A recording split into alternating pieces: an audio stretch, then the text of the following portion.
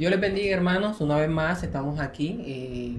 Qué bueno continuar con estas clases sabiendo que son de gran bendición. No solamente el propósito es que aporte conocimiento a sus vidas.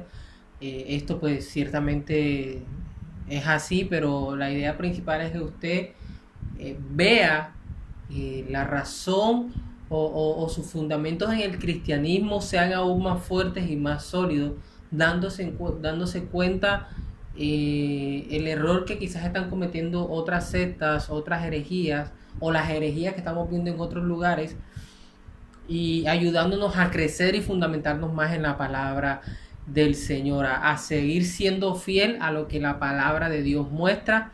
Y continuamos con otra clase, con otra secta llamada el mormonismo. Creo que todos hemos escuchado de esta secta, hemos visto a esos muchachos que salen de un lugar a otro, que viajan a hacer misiones, que los envían de un país a otro durante 2 años. Y bueno, hoy vamos a hablar de esta secta, qué es lo que ellos creen, y pues obviamente mostrar con la Biblia cuáles son sus errores para, si Dios nos da la oportunidad con sabiduría y amor, mostrarles por medio de la palabra cuál es el camino correcto. Así que eso debe de usted tenerlo claro siempre, con sabiduría, con amor, con no un deseo de querer demostrar ser más intelectual o conocer la verdad por encima de ellos, sino más bien con el deseo de transmitirle eso que Dios nos ha dado a nosotros, a ellos, y que el Espíritu Santo haga la obra en ellos. Eso debemos de tenerlo muy en cuenta. Recuerda esa cita que dice Pablo en Corintios: el conocimiento sin amor de nada sirve.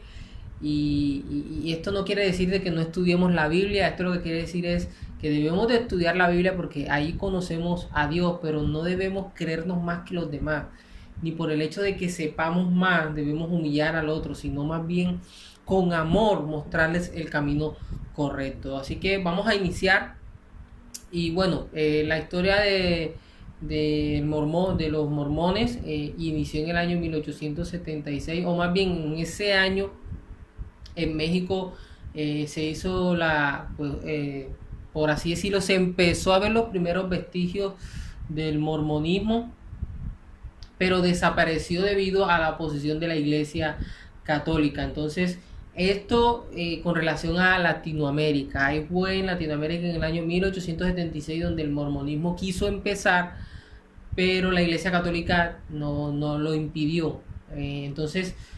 Después de la Segunda Guerra Mundial se inició en serio su obra misionera en América Central y en América del Sur. Aquí lo que queremos mostrar es más o menos en la época donde ya en América empezó a crecer, que fue en el año 1876 y más seriamente después de la Segunda Guerra Mundial. Quiero que vayamos ahora a la historia, pero antes de ir a la historia quisiera leer en qué es lo que ellos enfatizan mucho. Y ellos ponen mucho énfasis en la familia, se ayudan mutuamente y tienen bastantes programas de beneficio a otras personas. Es decir, ellos en las obras están bien consolidados. Creo que su tiempo por el cual existen les ha ayudado a tener bastante ingresos, a tener bastante fondos, y ayudan a las mujeres a ir a las universidades, le pagan las universidades, y promueven el deporte, promueven muchas cosas, las artes, promueven el estudio, como ya lo había mencionado. Así que también a las familias que de pronto están pasando necesidad también las ayudan. Entonces, es una secta, una doctrina que, como todas las demás, hace buenas obras. Y aquí hay algo interesante, y es que todas estas doctrinas de las que vamos a hablar, todas estas sectas de las que vamos a hablar, van a tener algo en común, y es que van a estar muy enfatizados en las obras. Hubo un cierto predicador, creo que ya lo mencioné, en cierta ocasión dijo de que solamente en la vida o en el mundo hay dos religiones, o existen dos religiones: el cristianismo y las que creen que por obras son salvas. Te dirá, bueno, pero ¿cómo así que solamente dos religiones? Y realmente usted dice, bueno, hay mormones, testigos de Jehová, adventistas, católicos, islam, musulmanes, budistas, hinduistas. ¿Cómo así que solamente dos? Bueno, dos en el sentido de que aunque tengan diferentes nombres, todas tienen una sola conclusión, y es que para ser salvos se necesitan las obras. Entonces por eso se toma como si fuese una sola religión. ¿Y cuál es la otra? El cristianismo, la fe que nosotros profesamos y en la que creemos. ¿Que en qué consiste? En que solo por medio de Cristo nosotros podemos ser salvos. Solo por medio de Cristo y por la obra que Él hizo en la cruz fue suficiente para poder nosotros ser justificados mediante el Padre. Entonces las obras se convierten en el fruto de esa salvación que ya hizo Cristo, pero no son el medio para ser salvos. Entonces por eso, y muy buena esa analogía de este predicador, su nombre es Paul Washer, y él pone ese ejemplo que pues me gusta mucho, y trato siempre en cada oportunidad que puedo mostrarlos para que podamos ver la grandeza del Dios a quien nosotros creemos. Entonces practican un evangelio de buenas obras, ya eso lo había dicho, y forman una comunidad muy bien unida. Uno de los secretos de su éxito es que los miembros practican el diezmar en sus entradas, y ellos ponen mucho énfasis en la educación. Como les dije, ellos incluso invierten para que por lo general sean las mujeres estudien y se preparen, obviamente también los hombres. También auspician deporte, música, drama, cursos para novias y bailes para los jóvenes. Antes de comenzar un baile siempre oran pidiendo la bendición a Dios, y logran proporcionar actividades para sus miembros. Esos son los mormones, o esas son las obras que más se ven. Es decir, los mormones normalmente se caracterizan por mostrar lo que ellos hacen, que son estas obras. Pero detrás de eso hay un conjunto de doctrinas, que es las que vamos a ver, que no son bíblicas, y ese es el cuidado que hay que tener. Y para eso primero quisiera empezar con la historia, y todos sabemos bien, o que la mayoría saben bien quién fue quien fundó esta secta, esta falsa doctrina. Es un hombre llamado José Smith. José Smith en el año 1820, bueno, en el año más o menos 1820, él tenía 14 años, era un adolescente prácticamente, y cuenta la historia de que él estaba orando pidiendo a Dios que le mostrara cuál secta protestante tenía razón, o cuál religión tenía razón. Y en esa supuesta oración a Dios, Dios le responde, o Jesús le responde, y le dice que ninguna tiene la razón. Es decir, que todas las religiones, después de que Cristo partió, o sea, estamos hablando de más de 1000 años, de 1800 años, o sí, casi 1800 años después, no ha habido una verdadera religión. Es decir, después que murieron los apóstoles, desde allí, estamos hablando del año 100, que más o menos fue la época en que murió el apóstol Juan, hasta el año 1820, que es donde José de Smith, siendo adolescente, tiene la revelación. Supuestamente Jesús o Dios, no sé, le dice de que en ese tiempo todo lo que se levantó era falso, y que nada de eso era incorrecto, y que en ciertas montañas él le había dejado un libro para que lo leyera, para que lo conociera, y por medio de unas piedras él pudiera entender lo que dice y transcribirlo en otro idioma, y que ese libro es el que tiene la verdad, y es el que contiene la verdad, que supuestamente ese libro era el que usaban otras civilizaciones, y que quedó escondido en esas montañas. Ahora, si nosotros nos vamos a la geografía, nunca se ha sabido cuáles son esas civilizaciones, pero bueno, más adelante voy a profundizar sobre eso. Entonces vamos a hablar un poquito de José Smith. Él nació el 23 de diciembre en los Estados Unidos, y fue el tercero de 9 hijos que tuvo su padre. La tradición, los vecinos de donde vivía José Smith, y esto es importante conocerlo, los vecinos de donde vivía José Smith, según una mujer llamada Pomeroy Tutker, ella cuenta de que hablando con los vecinos de donde vivía José Smith, los vecinos comentaban lo siguiente, y es que él podía expresar la más palpable exageración, o las más maravillosas mentiras, con la más absoluta gravedad aparente. Para sus adeptos era un profeta, pero para otros un sujeto con capacidad de inventiva realmente extraordinaria. Es decir, Este muchacho de 14 años tenía una característica según los vecinos. Esto lo cuenta esta mujer que ya le dije que bueno, no sé si es historiadora, pero ella relata la historia de José Smith y ella cuenta eso, de que él tenía una gran creatividad para crear historias falsas. Y eso es importante que lo conozcamos porque miren todo lo que ya él había dicho, de que vio a Jesús, de que Jesús todo lo que le dijo, y eso fue en el año 1920. Pero después de 3 años lo visita un ángel. ¿Y cómo se llama ese ángel? Ese ángel se llama Moroni. Es decir, primero había tenido la revelación de Jesús, de que las demás religiones eran falsas y todo eso. Y luego lo visita un ángel llamado Moroni. Y ese ángel llamado Moroni, ya pueden estar viendo de dónde vienen los mormones, el nombre Moroni. Y ese ángel al visitarlo le vuelve a hablar del libro y le dice que está en unas montañas, eso ya pues lo había mencionado, y que en él se encerraba la plenitud del evangelio interno, es decir, en el libro supuestamente que Moroni le estaba hablando, de que en él se había encerrado la plenitud del evangelio eterno, cual el Salvador lo había comunicado a los antiguos habitantes, es decir, esos habitantes o esas civilizaciones que se le habló, pero pues que obviamente geográficamente no hay historia, no hay evidencia de eso.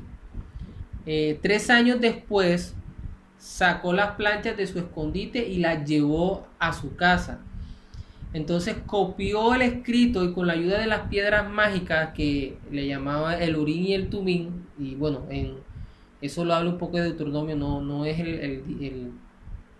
no es el día o el momento para hablar sobre qué era el Urín y el Tumín. En un resumen exacto, en la época, en el tiempo de números, de Deuteronomios, bueno, en todo el Antiguo Testamento los sacerdotes lo usaban para saber una respuesta exacta de Dios, es decir, si hacían tal cosa o si no lo hacían, con el Urín y el Tumín Dios respondía sí y no. Entonces, eso era el Urín y el Tumín. Pero acá José Smith dice que el Urín y el Tumín son dos piedras que las usa como gafas para él mirar eso que el ángel Moroni le entrega, para él leer lo que está ahí y poder traducirlo al idioma que él hablaba, en este caso el inglés. Entonces copió el escrito con la ayuda de las piedras mágicas, aparentemente usándolas como anteojos, y de esa forma Smith tradujo los jeroglíficos egipcios reformados. Entonces, eso es lo que cuenta la historia, pero más adelante vamos a ver qué es lo que pasa. Bueno, seguimos leyendo. El ángel le mostró las planchas a algunos de sus discípulos de Smith, convirtiéndose en testigos. Entonces, ahí empieza él a decir, bueno, miren, ya aquí hay unos testigos que vieron esa plancha, que realmente, porque lo que él muestra, o el libro que él muestra, o el libro que él tradujo, pero el supuesto libro que le entregó el ángel Moroni, ese libro solamente lo habían visto 2 testigos. El problema es que uno de esos testigos, que su nombre es este que ustedes ven aquí, Martin Harris, él con el tiempo, él reconoce de que él vio ese libro pero por medio de la fe. Entonces, realmente nunca hubo un testigo que haya visto esos supuestos jeroglíficos que el ángel Moroni le entregó a Smith. Sí veían el libro que él tradujo supuestamente de ese libro, pero los que se ofrecieron como testigos, uno de ellos está diciendo, bueno, yo vi ese libro pero fue por medio de la fe. Entonces no es muy claro y no es muy convincente esos testigos, porque dicen que lo vieron por la fe. En el año 1829 entonces ya él empieza supuestamente a tener más revelaciones, es decir, no fue solamente el ángel Moroni el que se le apareció, sino que ahora en 1829 Juan el Bautista se le apareció otra vez a Smith y a Cotterley, otro seguidor o otro líder que se levantó en esta secta, y supuestamente les concedió el sacerdocio arónico. O sea, Juan el Bautista se les aparece y les dice de que ahora ellos tienen el sacerdocio arónico. Pero miren hasta dónde va a llevar este tema del sacerdote arónico, el cual tiene las llaves del ministerio de ángeles y del evangelio del arrepentimiento y el bautismo de la inmersión para la remisión de pecados. Es decir, ahora con este nuevo sacerdocio ellos van a poder bautizar, van a poder redimir los pecados, van a poder llevar el evangelio del arrepentimiento. Entonces, Después de Juan el Bautista, ahora se le aparece otro sacerdote, que fue Melquisedec, del cual recibe, o más bien recibió el sacerdocio ahora de Melquisedec. O sea, no se conforma con el de Aarón, sino que ahora recibe el sacerdocio de Melquisedec de las manos de los apóstoles Pedro, Juan y Santiago. Es decir, ahora se le revela Pedro, Juan y Santiago. Entonces se le revela Jesús, se le revela un ángel moro, se le revela Juan, y ahora se le revela Pedro, Juan y Santiago, y cada uno le entrega algo diferente. 6 años después de establecer la iglesia de los santos de los últimos días, ahora lo visita el profeta Elías y le confirma a Smith la autoridad para bautizar a los muertos. Entonces miren toda esta historia, bueno, para esta época muy mal craneada, pero para esa época muy bien craneada, donde él se autopercibe como una gran autoridad, testificando de que esa se la ha dado Dios por medio de sus profetas y de hombres que Dios usó en tiempos atrás. Y obviamente testimonio que no se puede demostrar, pero que muchas personas con una buena intención cayeron en ese engaño y empezaron a creerle. Y es ahí pues obviamente donde se funda esta gran secta. Entonces la iglesia como tal ya se organiza en el año de 1830, es donde ya la iglesia se organiza como tal, pero su sede principal va a venir o va a ser en una ciudad llamada Missouri, en Estados Unidos. Es allí donde en estos momentos está la sede principal de los mormones, en la ciudad de Missouri, en Estados Unidos, o en el estado de Missouri, creo que, bueno, no estoy seguro, pero es allí donde se establece la sede principal de los mormones. Smith, con ese sacerdote o ese sacerdocio arónico, se cree con la autoridad de auspiciar la poligamia. Más adelante les voy a explicar por qué creen en la poligamia, pero Smith entonces empieza a decir, mira, como yo tengo el sacerdote arónico, yo puedo tener varias mujeres. Como tengo el sacerdote de Melquisedec, como tengo la autoridad, yo puedo tener varias mujeres. Y llegó a tener 27 mujeres y tenía 44 hijos. Smith tuvo 27 mujeres y tuvo 44 hijos. Y esto es algo que ustedes deben de entender, y es que siempre los falsos profetas están relacionados con inmoralidad sexual.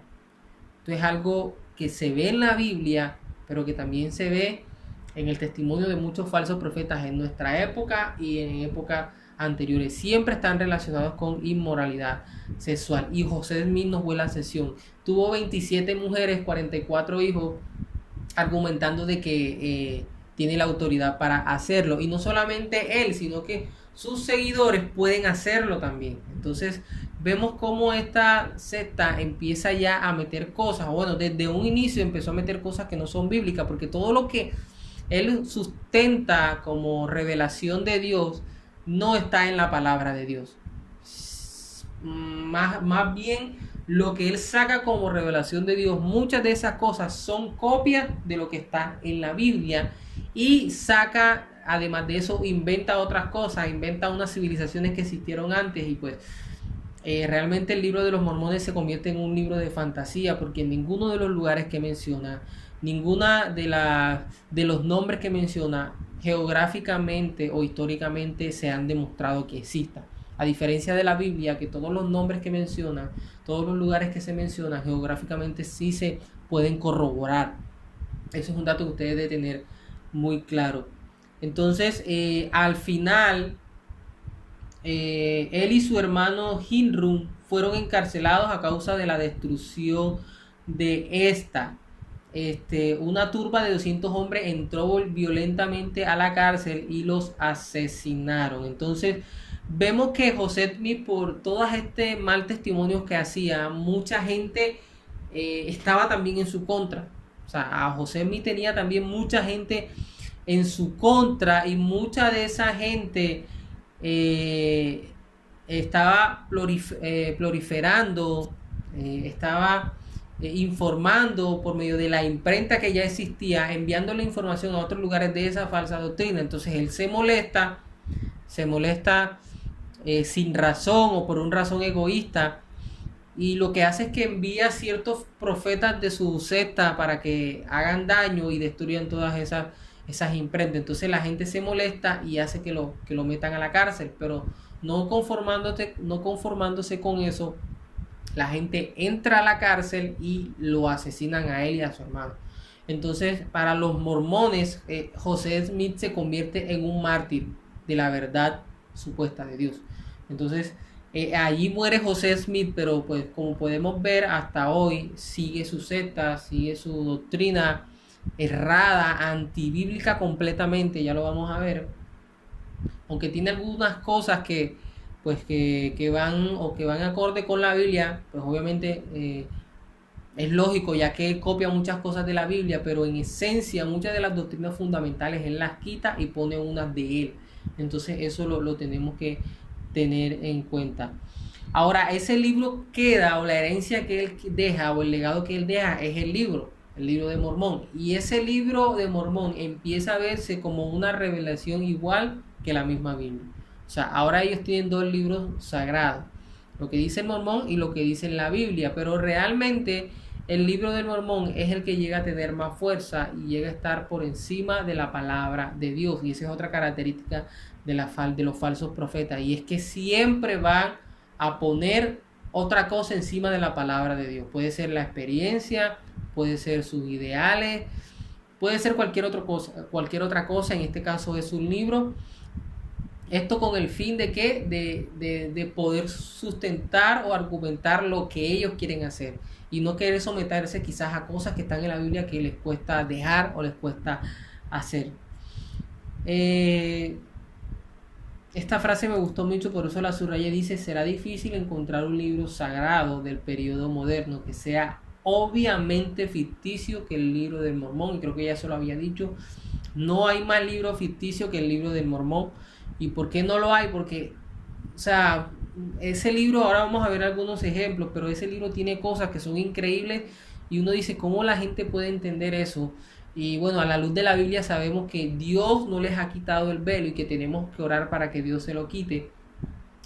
Y eso es lo que está pasando. Entonces es el libro más ficticio porque cuenta cosas que nunca han existido. Incluso se contradicen algunas citas bíblicas. Entre ellos hay algunas citas bíblicas que se contradicen, y más adelante vamos a ver cuáles son esas contradicciones también. Bueno, aquí lo que habla es que obviamente ese libro tiene plagios, copian ciertas cosas de la Biblia, ya eso lo había mencionado, y la meten como si el ángel Moroni se lo hubiese revelado a él también. Los historiadores mormones han hecho unos cambios de la edición original y todavía se encuentran errores. ¿Cuántos cambios son? 3000 cambios. Es decir, desde que Moroni entregó el libro, o el libro donde está la revelación de Dios, han habido más de 3000 cambios. Y ahí es donde ya uno empieza a confiar. Bueno, entonces ese no es el Dios de la Biblia, o no es el Dios verdadero. Porque ¿cómo un Dios va a entregar una revelación con 3000 errores? No tiene sentido. Entonces ese Dios se equivocó. Entonces no es un Dios verdadero porque no es perfecto. Entonces, si no es perfecto, no es el Dios de la Biblia, no es el Dios a quien nosotros creemos. Podrán hacerlo llamar el mismo Dios, pero realmente no es el mismo Dios, porque nuestro Dios sí es perfecto. Su palabra lo muestra, y la consistencia de su palabra en el cumplimiento de las profecías, en las menciones geográficas y de los nombres de ciertas personas, demuestran que hay una perfección, y que además de eso, aunque hayan 40 autores y de diferentes culturas, diferentes tiempos, todas se unen o se complementan y todas tienen coherencia y apuntan a una sola persona. Muchos de ellos, sin conocerse, apuntan a una sola persona en sus escritos, el cual es Cristo, lo cual demuestra que nuestra palabra, o la palabra de Dios a la cual nosotros creemos, tiene veracidad, y podemos estar completamente seguros de que sí es palabra de Dios, porque muestra su perfección en todo lo que en ella hay. Así que es importante que tengamos en cuenta esto.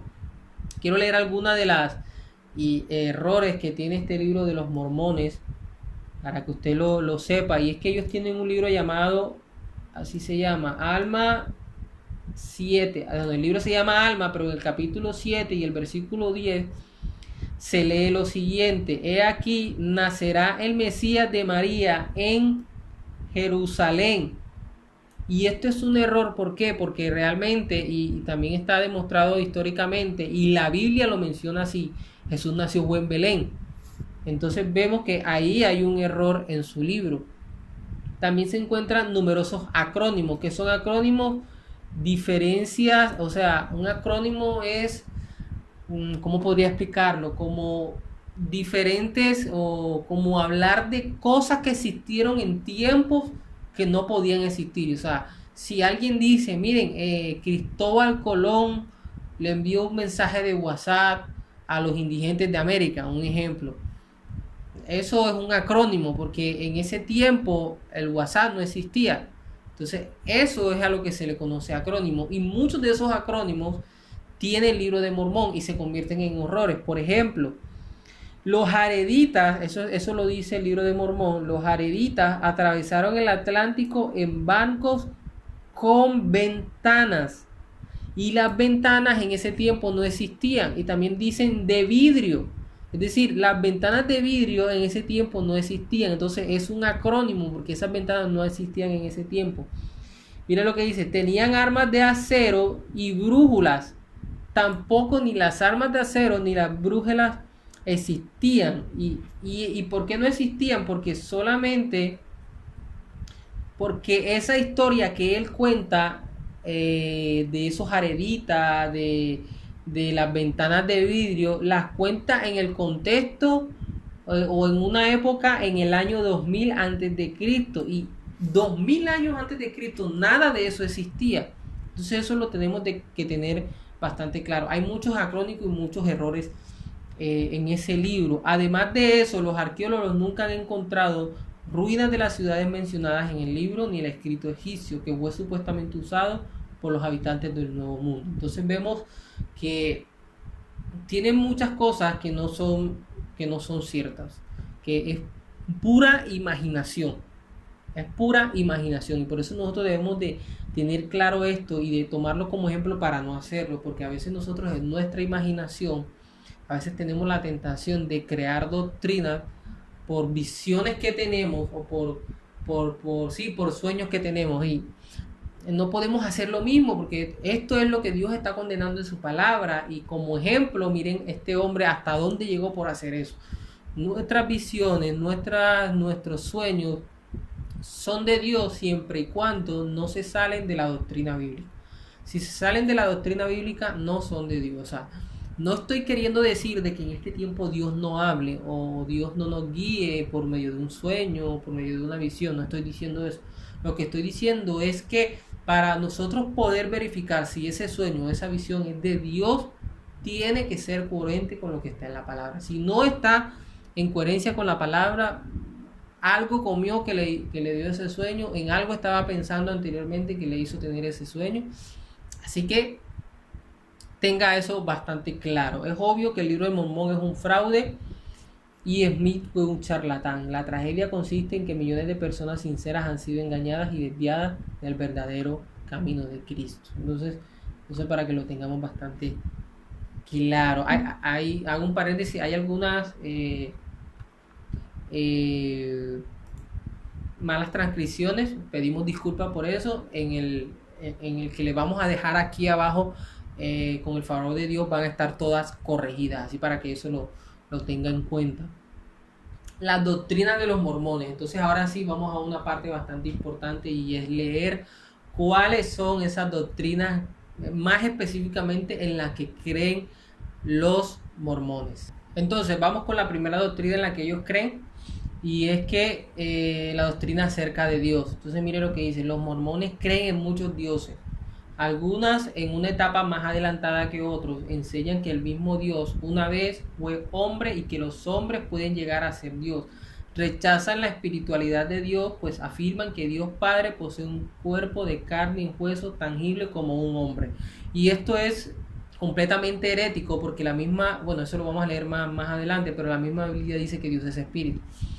Entonces, vamos a ver algo interesante, y es que la mayoría de sus posiciones doctrinales no van con relación a la Biblia, sino van con relación al libro de Mormón. Por eso les dije de que el libro del Mormón empieza a estar arriba o empieza a ser principal en su doctrina por debajo de la Biblia. Porque la Biblia dice de que Dios es espíritu, pero ellos creen de que Dios tiene un cuerpo como nosotros, y cosa que no es cierta, y pues que obviamente no es bíblica. Además, todas estas cosas de que ellos creen en muchos dioses, y que incluso nosotros, las personas que hacen buenas cosas, al final también se convierten en dioses. Y esto también tampoco es cierto. Eh, Jesucristo, esto es lo que ellos creen de Jesús.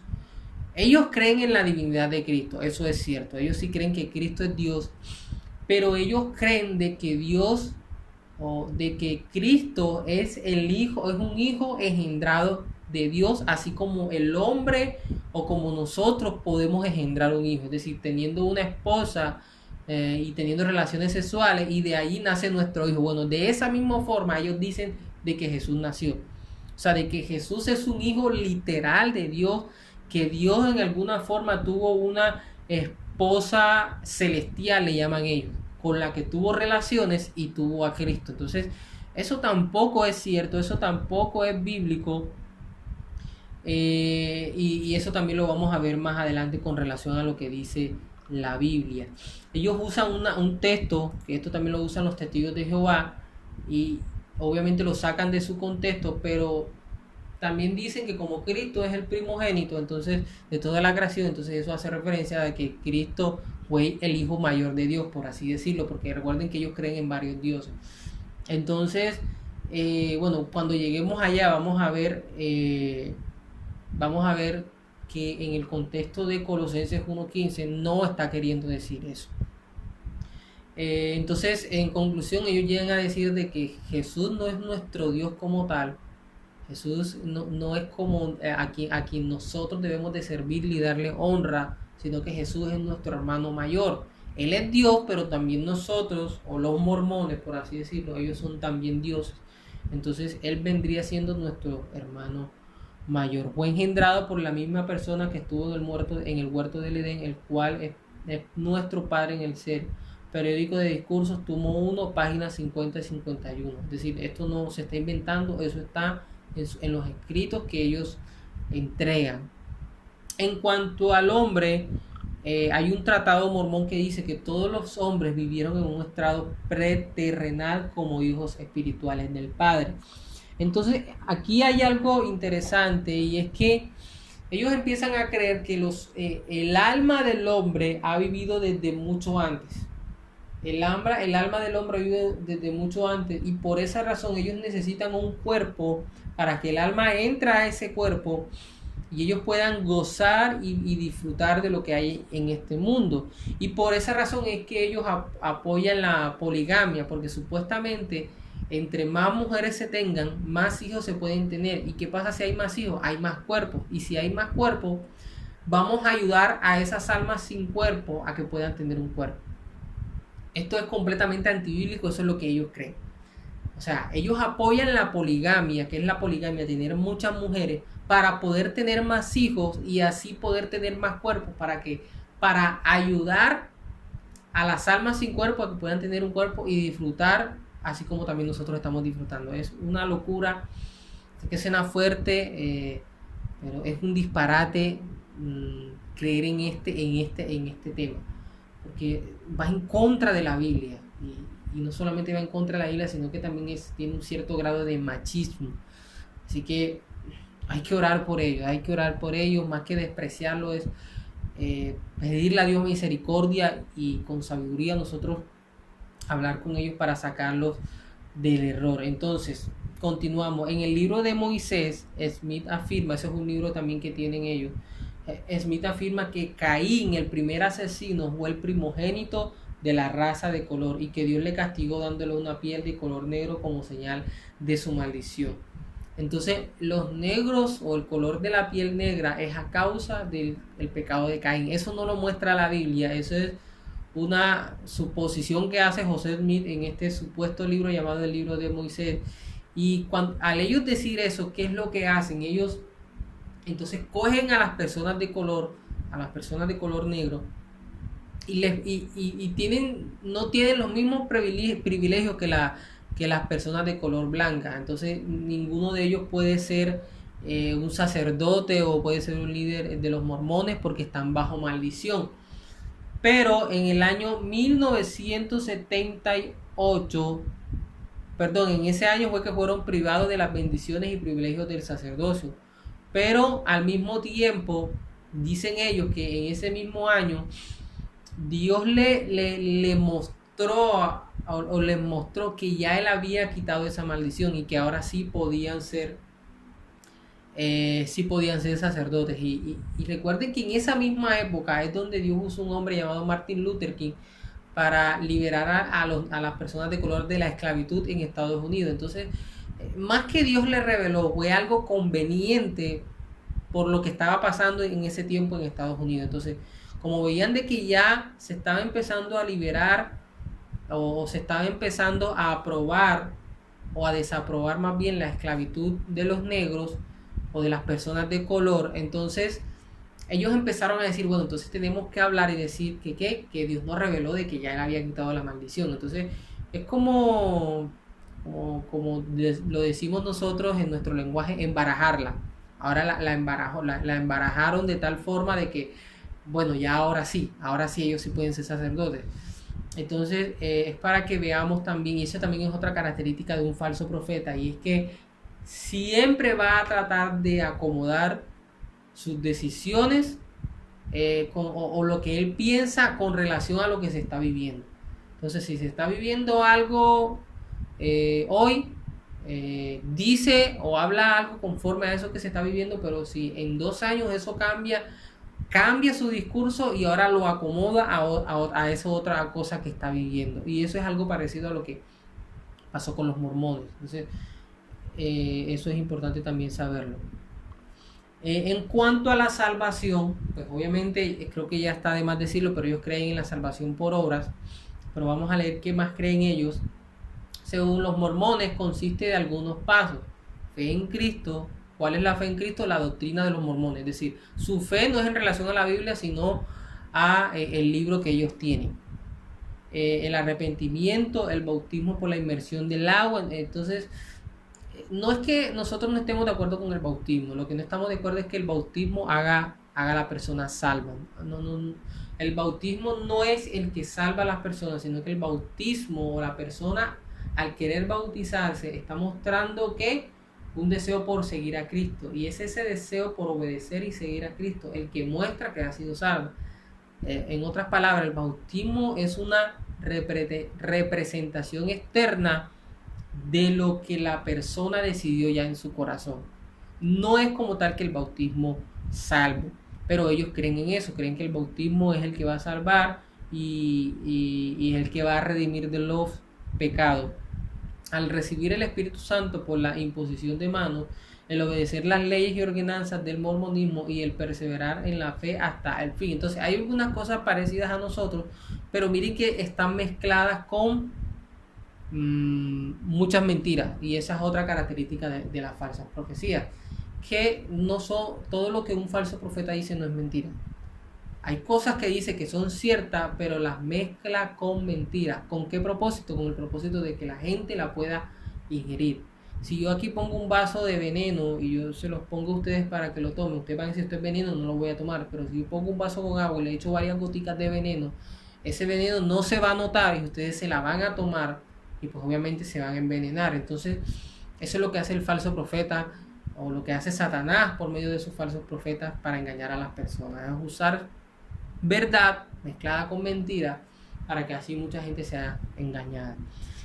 Ellos también creen en el bautismo por los muertos, y bueno, realmente esta creencia también la toman basándose en algunas citas que no son, que están mal interpretadas también, y es primera de Pedro 3, 18 al 19. Eso lo vamos a leer más adelante, pero ahí dice, bueno, aquí dice: Cristo muerto en la carne, pero vivificado en espíritu, en el cual también fue y qué, y predicó. Entonces ellos dicen, bueno, miren que ahí dice que Cristo predicó. O sea que a las personas muertas también se les puede predicar, porque Cristo aquí les predicó a los muertos. Cuando lleguemos a ese punto vamos a explicarlo. Entonces ellos, ¿qué es lo que dicen? De que si hay un predicador mormón, una persona que se dedica a la predicación en el mormonismo, y esa persona muere, ese predicador, estando muerto, puede predicarle a las personas que no creyeron, que no conocieron del mormonismo, para que esas personas se arrepientan y puedan ser salvas. Eso es lo que ellos creen. Y toman ese texto en Primera de Pedro para mostrarlo, pero vamos a ver que realmente eso no es lo que está diciendo Pedro, pero eso lo vemos más adelante. ¿En qué otra cosa creen? Bueno, en cuanto a la escatología, es decir, a la cosa venidera, ellos creen que Cristo vendrá otra vez. Eso nosotros también lo creemos, pero ellos dicen de que Cristo va a venir a establecer dos capitales. Entonces, una capital en Jerusalén, pero también otra capital en donde se fundó el mormonismo, que es en Missouri, donde ya les había mencionado. Entonces, ellos dicen de que Cristo va a ser dos capitales. Entonces, en una capital van a reunir a los judíos y en otra capital van a reunir a los mormones. Entonces, dos capitales, en una parte reunirán al pueblo de Israel y en otra parte los va a reunir a ellos. Eso pues también es sacado de esto que se llama Doctrinas y Convenios 29, capítulo 29, versículo de 9 al 11. Es decir, no es invento de nosotros, eso es algo que ellos creen. Vamos a continuar. Los mormones enseñan que habrá tres cielos, el celestial, el terrenal y el celestial. Se reserva el celestial para los que han rechazado el evangelio y se encontrarán en el infierno cuando suceda la resurrección. El terrenal para los cristianos que no hayan aceptado el mensaje de Mormón y los mormones que no hayan cumplido los requisitos de la iglesia, y los hombres de buena voluntad para que todavía sean inconversos, pero que todavía son inconversos, y el celestial para los que han tenido sellado eternamente su matrimonio y los que están en la etapa de llegar a ser dioses. Entonces miren, nada de esto es antibíblico, pero esto es en todo lo que ellos creen. Ellos también tienen ritos sagrados. Uno de los ritos es el bautismo por inmersión, otro rito es la Santa Cena. Ellos la Santa Cena la toman es con agua, no sé por qué, pero la toman con agua, perdón.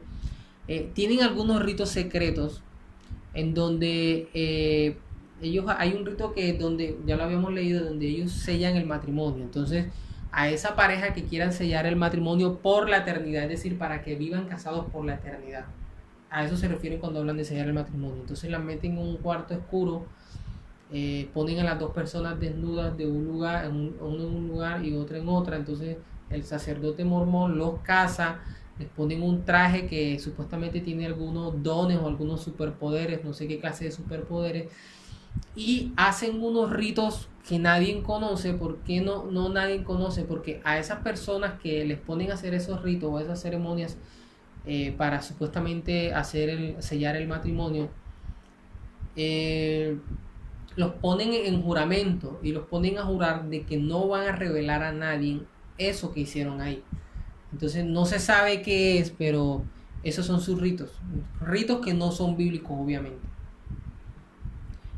Todo mormón digno, el que tiene derecho a entrar al templo, puede bautizar a todos sus parientes fallecidos y aún a otros tomando su nombre y sumergiéndose por ellos en el agua. Entonces, esto es algo tremendo. Ellos pueden salvar a otras personas. Recuerden de que les había dicho de que el mormón puede ir, el mormón predicador puede, al morir, puede predicar a otras personas, ¿cierto? Puede predicar a alguien que no haya creído en vida. Entonces le predica a esa persona puede creer y puede arrepentirse, pero no se puede convertir o no puede ser salvo porque le falta una tercera cosa, y es bautizarse. Y como está muerto, no se puede bautizar. Pero si aquí en la tierra tiene un familiar y ese familiar se bautiza en nombre de esa alma que ya está muerta, de esa persona que ya ha fallecido, pero que ya ha creído y que se ha arrepentido porque un alma de un mormón predicador ya le predicó, y es bautizado, entonces ya tiene los 3 requisitos, entonces ya ahora sí va a subir al cielo.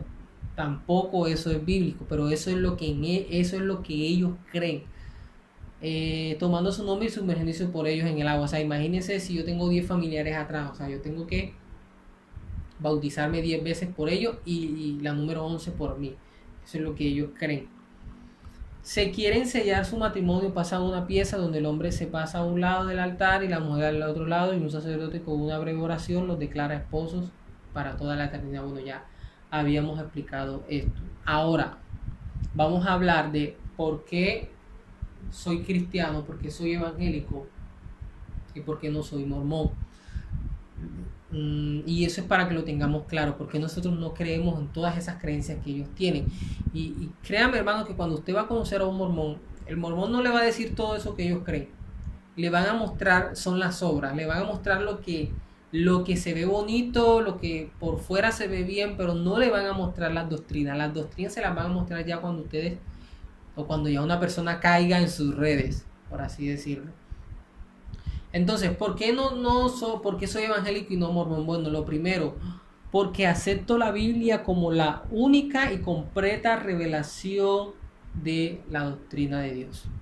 O sea, sola escritura. Nuestro lema en el instituto es sola escritura. O sea, solo la palabra de Dios tiene la verdad. No hay ningún otro libro, no hay nada que tenga la verdad y que pueda estar por encima de la palabra. Solamente la palabra de Dios. Eso es lo que nosotros creemos como cristianos. Apocalipsis 22:18 dice: si alguno añade a estas cosas, Dios traerá sobre él las plagas que están escritas en este libro. Si alguno quitare de la palabra del libro de esta profecía, Dios quitará su parte del libro de la vida. Entonces miren que Dios está condenando en el último versículo del último libro y de su último capítulo, que al que le añada algo a la Biblia o al que le quite algo a la Biblia va a ser condenado. ¿Por qué? Porque entonces está haciendo la palabra de Dios imperfecta. Está haciendo la palabra de Dios. Mira, si yo le quito es porque estaba mal, y si le pongo es porque le faltaba eso. Entonces la palabra de Dios no estaba completa, o la palabra de Dios tenía algunas o tenía algunas cosas incorrectas. Entonces eso es para que veamos que solo la palabra de Dios es perfecta. Que si nosotros ponemos un libro al mismo nivel que la Biblia, la estamos considerando imperfecta. Segunda razón por la que no soy mormón. Como evangélico, creo que Dios es espíritu y no corporal, de hueso y carne, como enseña los mormones. Quiero que vayamos a Juan 4:24. Mire lo que dice Juan 4:24. Dios es espíritu, y los que le adoran en espíritu y en verdad es necesario que lo adoren. Entonces ya aquí la palabra nos está mostrando claramente de que Dios es espíritu. Y primera de Timoteo 6:16, mire lo que dice.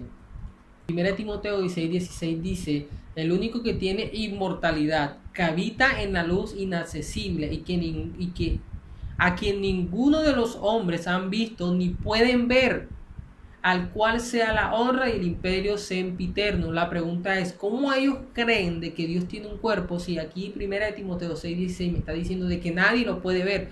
¿Cómo saben de que tiene un cuerpo? Entonces ahí vemos que hay una contradicción, y que si nos ponen a escoger entre qué dicen ellos y qué dice la Biblia, nosotros siempre nos vamos a ir por lo que dice la Biblia. Nadie lo puede ver, nadie sabe cómo es Dios. Nosotros conocemos a Dios y cómo es Él por lo que Él ha revelado en su palabra, y lo que Él ha revelado es lo que Él ha mostrado a través de su palabra son sus atributos, y que son todo ese conjunto de atributos lo que hace a Dios. No lo hace un cuerpo, no lo hace una personalidad, no, lo hacen sus atributos, que al final se convierten en uno solo, el cual corresponde a Dios. Entonces, la suma de todos los atributos es Dios. Sé que es algo complicado de entender, pero la suma de todos sus atributos es Dios, y Dios es espíritu. Entonces Dios es la suma de todos sus atributos. Eso lo debemos de tener claro. No hay nadie que pueda decir: yo he visto a Dios y sé cómo es Él por fuera o físicamente. Nadie puede decir eso, porque la misma palabra dice que nadie lo puede hacer. En tercer lugar, como evangélico, creo que Jesucristo es el eterno, no creado, único Hijo de Dios. Entonces quiero que leamos Colosenses 1:15, porque también los testigos de Jehová usan este texto para decir de que Dios es un ser creado. Mire lo que dice Colosenses 1:15. Quiero que lo leamos hasta el 18. Mire, Él es la imagen del invisible primogénito de toda la creación. Entonces ellos dicen, bueno, miren, aquí dice de que Dios es primogénito, pero aquí la palabra primogénito en su original significa monogenes. ¿Y qué es monogenes? Bueno, la palabra monogenes, que es esta que estoy escribiendo aquí, significa mono, es decir, único, y genes quiere decir especie. Entonces monogenes significa único en su especie. ¿Qué significa esto? Entonces ahora quiero que lo leamos cambiando la palabra primogénito por monogenes. Él es la imagen del Dios invisible, el único en su especie de toda la creación. Entonces la palabra primogénito no solamente, y eso lo estaré mencionando siempre, no solamente significa de que es el primero en nacer, sino también significa de que es el más importante, de que es lo más valioso, y no el hecho de que Cristo no es creado lo hace ser el más valioso y el más importante. Incluso cuando hablamos de que Él es el único en su especie, estamos diciendo de que no hay nadie como Él. Y todas las criaturas son creadas, todas las criaturas tienen algo en común, y es que han sido creadas. Y si Cristo es el único en su especie, quiere decir de que Él es diferente a las criaturas. Es decir, que Él no es creado, por eso es el único en su especie, porque Él es eterno. Pero vamos a seguir leyendo para que vean que el contexto da más luz, porque mire lo que dice. Porque en Él fueron creadas todas las cosas. Entonces mire que ya aquí está diciendo, porque en Él fueron creadas todas las cosas. O sea, todo lo que ha sido creado fue creado en Él. Entonces, si todo lo que ha sido creado fue creado en Él, quiere decir de que Él no fue creado, porque ya ahí, ahí el texto está diciendo todas las cosas que han sido creadas. Entonces, ya inmediatamente lo está sacando a Él de las cosas creadas. Entonces, mire cómo el contexto ayuda. Las que hay en los cielos y las que hay en la tierra, visibles e invisibles, sean tronos, sean dominios, sean principados, sean potestades, todo fue creado por medio de Él y para Él. Otra vez le está diciendo, todo fue creado, Él está fuera de lo creado, todo fue creado por Él y para Él. Y Él es antes de todas las cosas, y todas las cosas en Él subsisten. ¿Qué está diciendo cuando dice Él es antes de todas las cosas? Otra vez, todo lo creado estaba después de Él. O sea, Él es eterno. El versículo 17 me está diciendo que Él es eterno. Y el 18 da más fuerza a esto que estamos explicando. Y Él es la cabeza del cuerpo, que es la iglesia. El que es el principio, el primogénito de entre los muertos, para que todo tenga la preeminencia. ¿Qué está diciendo aquí? Que Él es el primogénito. ¿En qué sentido? En que Él tiene toda preeminencia. Él es el primogénito. ¿En qué sentido? Hay otra versión que dice que Él es el supremo. Él está por encima de todo. Entonces, el primogénito de entre los muertos, es decir, Él es el supremo de entre toda la creación. Él es el más importante de todo. Recuerden que en la cultura hebrea, la persona que moría, el hermano mayor tenía más autoridad sobre sus demás hermanos, simplemente por ser el mayor. Él era el que, el padre de esa familia, al morir, no daban equitativamente la herencia a cada uno de los hijos, no, al mayor le daban más. O sea, él era el más importante, y eso es lo que el texto quiere resaltar. Él tiene la preeminencia, él es el más importante, él es el supremo.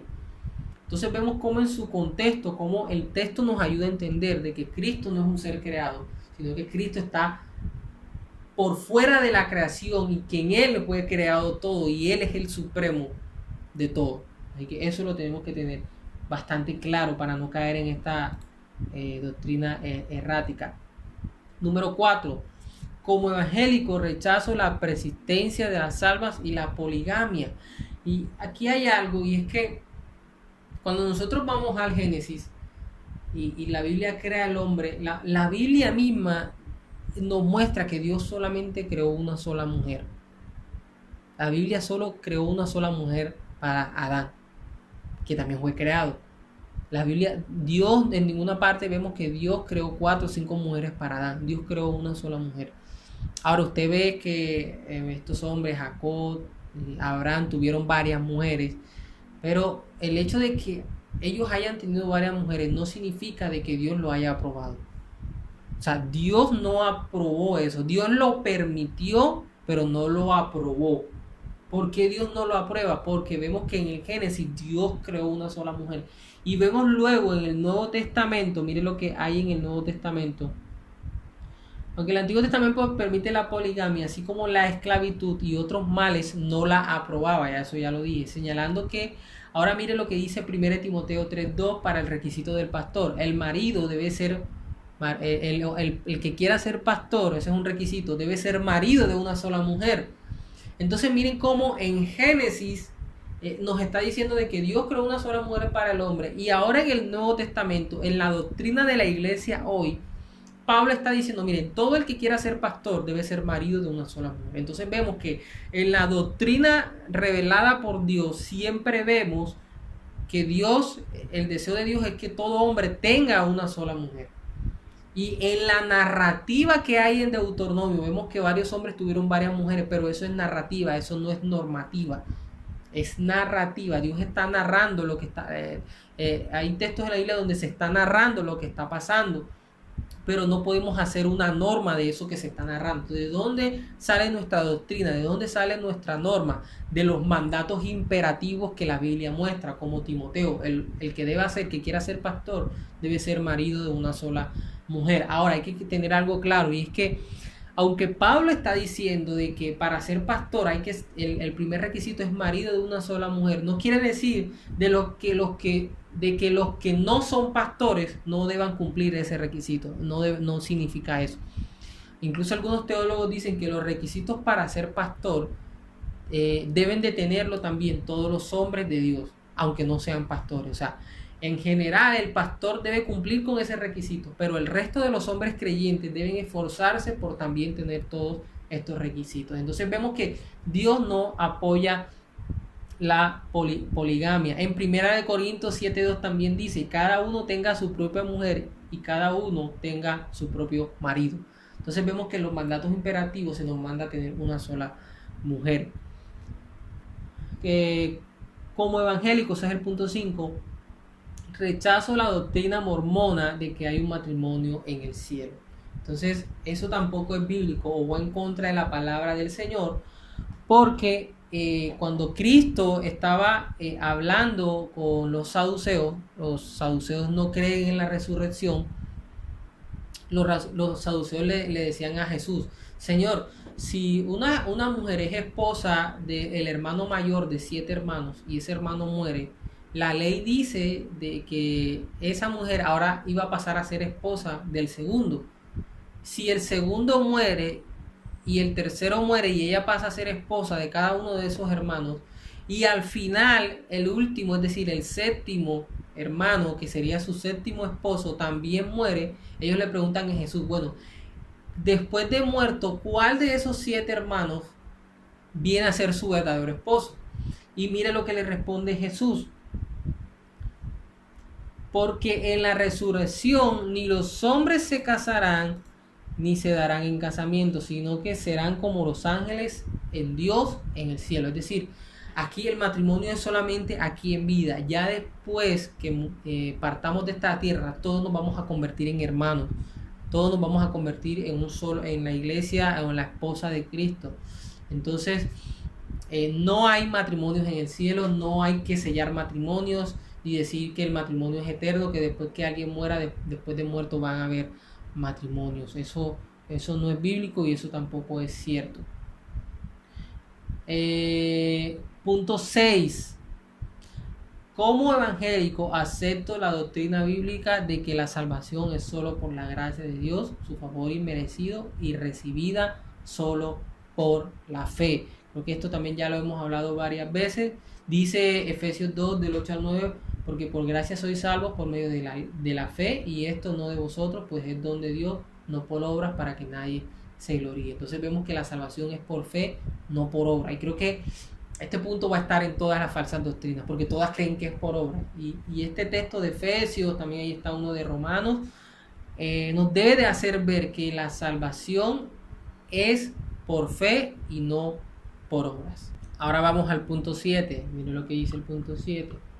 Como evangélico rechazo la noción mormona de que la salvación es universal y que no habrá castigo eterno y que hay 3 cielos. Esto no está en la Biblia de que está el celestial, el no sé qué. Bueno, eso no está en la Biblia. Eso no es bíblico. Además de eso, la Biblia es clara cuando habla del castigo, que hay un infierno donde todos los que no crean en su nombre van a ser condenados. Y creo que este punto también va a estar en casi todas las doctrinas o falsas doctrinas. ¿Por qué? Porque casi todas también creen que no hay infierno, que todos vamos a ser salvos de alguna forma. Entonces, la Biblia muestra que el sacrificio de Cristo es potencialmente universal para todos. Eso sí es bíblico. La Biblia muestra que el sacrificio de Cristo es potencialmente universal para todos, pero eficazmente para todo el que crea en su evangelio. Entonces, potencialmente la muerte y resurrección de Cristo salva a todo el mundo, pero eficazmente se va a hacer efectivo, en otras palabras, solo de aquellos que crean en su nombre. Entonces, no hay una salvación universal, lastimosamente. Aunque la Biblia también demuestra que Dios quisiera salvarlos a todos, pero es que no todos van a creer. Ese es el punto. Y el que no crea, lo hizo porque ha rechazado a Dios y porque en su corazón no quiere amar a Dios y porque de cierta forma está odiando a Dios porque no quiere obedecer lo que Él le manda hacer. Entonces, sí existe un infierno. Jesús mismo asevera, e irán estos, ¿quiénes son estos? Los egoístas que son indiferentes al padecimiento de su prójimo, ¿a qué? Al castigo eterno, y los justos a la vida eterna. Entonces miren que sí hay un castigo, y es un castigo eterno. Entonces eso es bastante claro. Ya estamos terminando. Como evangélico no acepto la idea mormona de que toda persona que muere pecadora tendrá la segunda oportunidad de arrepentirse y ser salvo. Está establecido, esto está en Hebreos 9:27, está establecido que los hombres que mueran una sola vez y después de esto el juicio. O sea, la única oportunidad que el hombre tiene para ser salvo es creyendo al evangelio aquí con vida. Pero después de la muerte, dice la Biblia, lo que viene es el juicio. No viene otra predicación, no viene otra evangelización. Ya después de la muerte ya perdió todas las oportunidades, ahora viene el juicio. Entonces eso es bastante claro. Vamos a leer un texto que está en primero de Pedro 3:17, que ese pues, texto es importante leerlo porque se malinterpreta. Porque mejor es que padezcáis haciendo el bien si la voluntad de Dios así lo quiere, que haciendo el mal. Porque también Cristo padeció una sola vez por los pecados, el justo por los injustos, para llevarnos a Dios, siendo a la verdad muerto en la carne, pero vivificado en el Espíritu, ya eso lo hemos hablado. En el cual también fue y predicó a los espíritus encarcelados. Entonces, ellos se agarran de este texto para decir, bueno, miren que sí se puede predicar a los muertos. Pero en primer lugar, no podemos decir eso, porque si decimos eso, entonces estamos diciendo que la Biblia está en contradicción. Porque ¿qué dice Hebreos 9:27? De que después de la muerte viene el juicio. Entonces, aquí Cristo está diciendo que el juez predicó a los muertos. Entonces, hay una contradicción. Y ellos toman ese texto para decir que sí se puede predicar, pero hay que entender la idea general de este texto. Y hay que entender algo, y es que nosotros no podemos hacer doctrina de un solo texto. O sea, este es el único texto donde la Biblia dice de que Jesús predicó a los espíritus encarcelados allá abajo en el lugar de tormento. Entonces, no podemos sacar doctrina de un solo texto porque en ninguna otra parte de la Biblia se puede hacer, habla de eso. E incluso, bueno, ya lo repetí en Hebreos 9:27, dice que después de la muerte viene el juicio. Entonces, no hay una doctrina. Nosotros consideramos algo doctrinal cuando toda la Biblia o a la luz de la Biblia se muestran las verdades en 2, 3, hasta 4 versículos o más, pero no en uno solo, porque ahí entonces estamos sacando el texto fuera de contexto, no solamente del capítulo, sino de toda la Biblia. Entonces la pregunta es, y todavía no se ha respondido, entonces, ¿qué significa fue y predicó a los espíritus encarcelados? Para eso, y es muy valioso, si le llegase a pasar y usted no llega a entender un texto bíblico, léalo en otra versión. Y eso es lo que quiero hacer hoy, o en este momento. Quiero leerla. Aquí hay varias versiones. Está la Nueva Traducción Viviente, está la versión internacional, por aquí está las Américas, está Dios habla hoy. Pero quiero usar la versión de traducción en lenguaje actual, que esa es otra versión que también ayuda mucho. Porque mire lo que dice allí, cómo lo muestra. De este modo, mire lo que dice.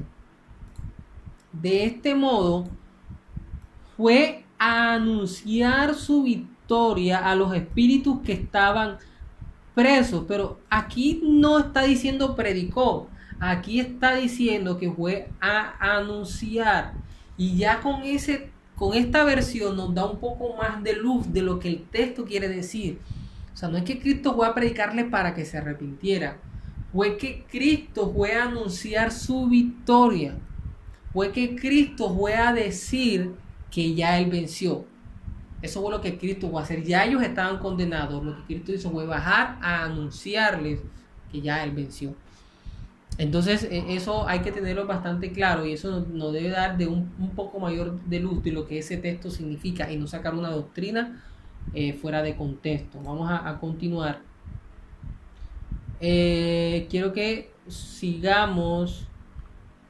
Mire que aquí hay otro texto que dice: subiendo a lo alto, llevó cautiva la cautividad. Entonces esto también nos da un poco de luz de lo que Primera de Pedro nos dice, y es que él, subiendo a lo alto, llevó cautiva la cautividad. Eso es lo que él fue a informar, o posiblemente eso fue lo que él fue a informar, que él venció, que él llevó cautiva la cautividad. Entonces esto de esta forma tiene un poco de más sentido, o el texto en su contexto tiene más sentido, para que lo tengamos claro. Ahora, hay otro texto que ellos también usan para argumentar lo del bautismo por los muertos, y es en 1 Corintios 15:29. Y mire lo que dice 1 Corintios 15:29. Vamos a volver a la versión Reina Valera. De otro modo, ¿qué harán los que se bautizan por los muertos si en ninguna manera los muertos resucitan? ¿Por qué pues se bautizan por los muertos? Pablo está haciendo aquí algunas preguntas, pero Pablo no está a favor del bautismo de los muertos. En otras palabras, lo que está queriendo decir Pablo con estas preguntas es: ¿qué sentido tienen que se bauticen con los muertos si ya ellos están muertos? O sea, el texto está usando preguntas retóricas, o sea, preguntas que no necesitan una respuesta, sino que en la misma pregunta está la respuesta. ¿Por qué pues se bautizan por los muertos? O sea, Pablo está diciendo: ¿qué necesidad hay de bautizarse por un muerto si ya está muerto? O sea, ellos lo usan a su favor para argumentar de que sí pueden bautizar a los muertos. Pero el texto me está mostrando de que realmente lo que está haciendo Pablo es que está mostrando que está en contra de ese acto que estaban haciendo muchos en Corinto. Y quiero que lo leamos otra vez en la versión del lenguaje actual para que lo podamos ver. Miren lo que dice: algunos se bautizan en lugar de alguien que ya ha muerto y piensan que así lo salvarán. Pero si en verdad los muertos no vuelven a vivir, ¿para qué bautizarse? Entonces miren que este texto nos da un poco de mayor luz de lo que Pablo está diciendo. ¿Y qué está diciendo Pablo? Que esa práctica de bautizarse para los muertos no tiene sentido. Para terminar, vamos al punto 9, y es: como evangélico creo en un verdadero profeta.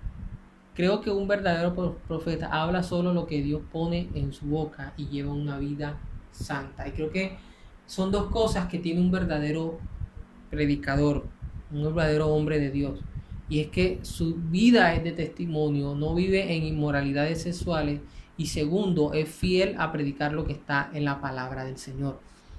Por eso no creemos en José Smith, porque él dijo cosas que no están en la Biblia, dijo cosas que él inventó, y al mismo tiempo no tuvo un ejemplo de vida moral, y no tuvo buen testimonio. Entonces, quiero terminar con este texto que está en Deuteronomio 18:18, porque les levantaré profeta en medio de sus hermanos como tú. Y mire lo que dice: y pondré mis palabras en su boca, y él hablará todo lo que yo mandare. Ese es el profeta. Podemos traducir la palabra profeta en nuestro tiempo. Ese es el verdadero predicador. Ese es el verdadero hombre de Dios. Va a predicar lo que Dios le habló en su palabra. No va a sacar los textos fuera de contexto.